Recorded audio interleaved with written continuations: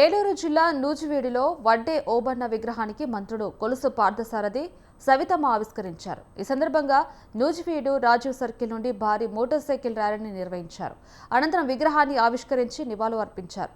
వడ్డే ఓబన్న సమాజంలో సమానత్వం కోసం ఆయన చేసిన కృషి చిరస్థాయిగా నిలిచిపోతుందని అన్నారు.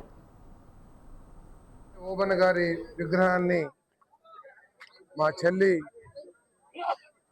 రాష్ట్ర మంత్రివర్యులు సబితమ్మ గారి చేతుల మీద ఆవిష్కరించుకోవటం చాలా సంతోషంగా ఉందని చెప్పేసి మనం చేస్తా ఉన్నాను. ఈ దేశంలో ప్రత్యేకంగా ఈ రాష్ట్రంలో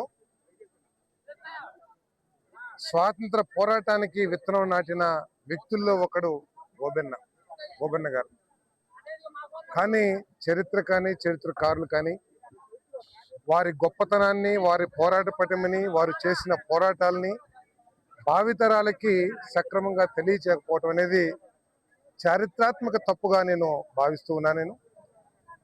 ఇప్పటికైనా సరే స్వాతంత్ర పోరాటంలో కానివ్వండి, సామాజిక పోరాటాల్లో కానివ్వండి, ఈ రాష్ట్ర అభివృద్ధి పోరాటాల్లో కానివ్వండి, పాలు పంచుకున్న బలహీన వర్గాలు, దళితులు, గిరిజనులు, మైనార్టీల నాయకులందరినీ కూడా వెలికి తీసి భవిష్యత్ తరాలకి తెలియజేయాల్సిన బాధ్యత చరిత్రకారుల మీద ఉందని చెప్పేసి భావిస్తా ఉన్నాను. వడ్డే ఓబన్న గారి విగ్రహాన్ని మా చెల్లి రాష్ట్ర